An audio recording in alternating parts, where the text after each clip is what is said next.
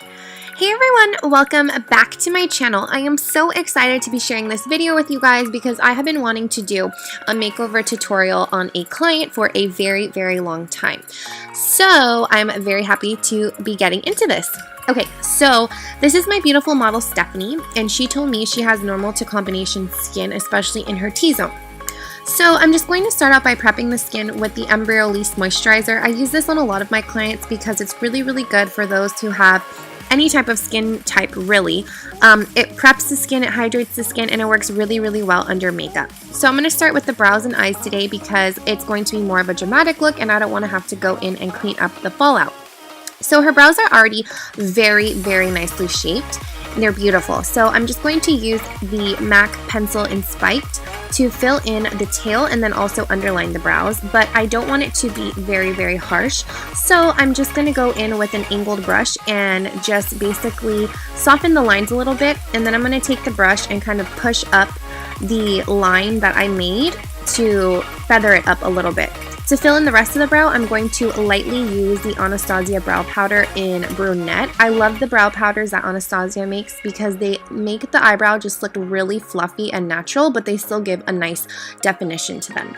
After I use a spoolie to kind of brush out the front, I'm going to take the concealer, LA Girl concealer in the shade Vanilla. I don't use these concealers too often because I find that the thickness of them, they have like a thick texture, and I feel like they're a little bit hard to work with on certain skin types. But yeah, I really liked it on her. I like it to carve out the brow because, like I said, they are thick. So I'm going to go in and use this as an eye primer. I had never done this before either, but I really liked it. As long as you use a thin layer and then blend it out and set with translucent powder, it worked really well as the base for the shadows. So for eyeshadows today, I never ever use this palette on myself. I keep it in my kit, but I hardly use it, so I decided to bust it out today. It is the Too Faced Chocolate Bar palette. It's the very first one that they came out with. And I'm going to use the shade Salted Caramel, and I'm just going to go in with a big fluffy brush and put this all over her crease. I'm going to focus this as the transition shade, obviously, and I'm going to use this to kind of map out where the rest of the shades are going to go. This is going to be the highest color on her eye, so I'm always going to stick this color the highest and make every other shade I put on after a little bit below. So I'm going to take the medium brown shade. I will list the shades I use in the down bar below, but I don't have the palette with me right now, so I can't tell you the exact name, but it's more of a medium brown. It's at the very top of the palette. And I'm going to use this on the outer half of her eye, and whatever's left over on the brush, I kind of just bring in towards the corner. Then I'm going to use that shade right there. It's a darker brown, and I'm going to use a fluffier firm brush, and I'm going to use this on the very outer 1/3 of her eye, and this is going to be the darkest color we're going to use. I'm not going to really intensify this too much. I'm just basically laying it out to, you know, obviously position where I would like it. And then right now I'm going to take that same concealer and the stiff flat synthetic brush, and I'm going to give her a nice soft half cut crease. Take your time with this, especially when it's on a client, because you want to make sure that they're even. So I continuously asked her to keep opening her eyes to make sure that they were both obviously at the same level and one wasn't higher than the other. So that's what I'm doing right now, blending it out. You don't have to make this too opaque because we are going to put a color on top of it, but I did want to map out the crease. And a really good tip is, like I said, just telling them to look straight and notice where their natural crease lies, just go a little bit above there.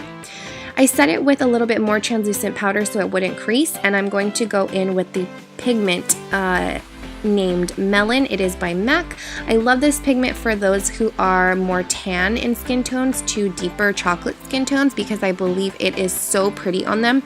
It makes the skin pop. I love it. So I'm just going to go back in with that dark brown that we used, and I'm going to buff out the edges where we put that pigment so it kind of just fades nicely. And then also this is where I'm going to intensify the darkness of that shade.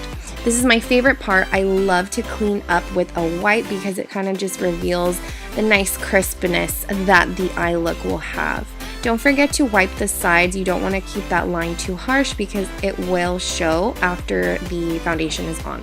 So for eyeliner, I always use the Inglot Gel Liner number 77 because it is the blackest, and I find that it doesn't dry out as fast as other gel liners, and it's really easy to work with. So I'm just doing a tiny little wing following the line that I made with the wipe. For lashes today, I am using the Dodo lashes, and I believe the number is 303, but I will leave it in the down bar below in case I am wrong. They are really long and spiky. I asked her what kind of lashes she likes, and she said she liked more long lashes, so we chose these for her. They're more of a thin lash, I noticed with Dodo, so they are kind of easy to work with. Anyway, moving on to skin, I'm going to start by prepping with the MAC Strobe Cream, and I'm only mainly focusing this on the outer portion of her face where she doesn't really get too oily. I like using the foundation brush that I'm going to use to blend in her actual foundation and kind of push it into the skin so that way it doesn't sit on top of the skin, and then also since it is the foundation brush, it mixes with the actual foundation. As you see, I'm putting it on right now, and I also feel like it mixes and kind of gives the foundation a nice glowy effect. For foundation, I used a combination of MAC's Matchmaster 4.0 and L'Oreal Infallible, and I believe the color is 103. Again, right here, I just went in with my Real Technique sponge and the LA Girl concealer, and I am blending it out to perfection. To set everything, I went in with the Laura Mercier translucent powder. I love this on girls with oilier skin types. I feel like it definitely holds everything. It bakes so amazing. For those of you who have drier skins, I definitely wouldn't recommend it. I would recommend a different powder because this is a very oil controlling primer. Why do I keep saying primer? No, powder.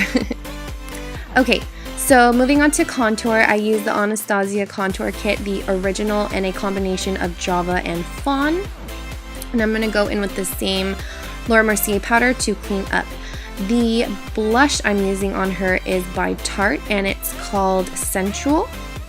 It's a really nice peachy corally shade with a tiny bit of shimmer, but not too much. So I'm going to wipe away the bakage. I love doing this because it definitely reveals the under eyes and the brightness. Okay, so for under eyes, this is a tip I have for you guys if you're going to use this on a client or on yourself. Instead of taking the eyeliner straight onto your lash line or waterline, I take it on a brush, especially when I'm working with the lower lash line on a client, because I like using this on the tip of a firm, stiff brush, and it just basically blends out the eyeliner for you, and instead of going in directly with the liner, it doesn't look as harsh, and I really like it. I love the way that gel liner looks blended out anyways.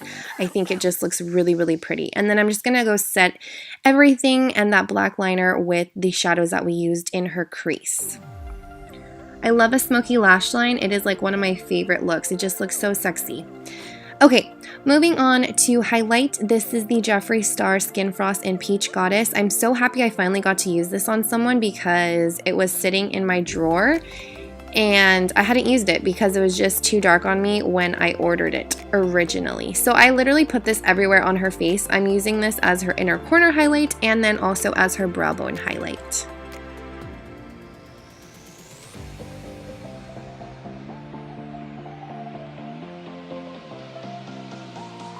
Okay, and then finishing off this look with lips, I'm going to take the MAC Pro Longwear Lip Liner in the shade Etc. I love this formula because it lasts a really long time, especially if your client is going to an event. This will definitely keep the lip on. And 2, I love it because it's creamy so it doesn't tug on the client's lip. For lipstick, I'm using the Maybelline shade Nude Embrace. I love this formula because it's matte but still creamy. And then of course I wanted to top this off with a lip gloss because I love a nude lip, but she is more of a tanner skin tone, so it just looks beautiful with a nice plump lip gloss on top. And this is the MAC Lip Jelly in Resort Life. So this is the final look. I hope you guys really enjoyed this video. Don't forget to subscribe if you haven't already and follow me on all my other social medias. I will list them down below. I love you guys. Stay tuned for the next video. Mwah!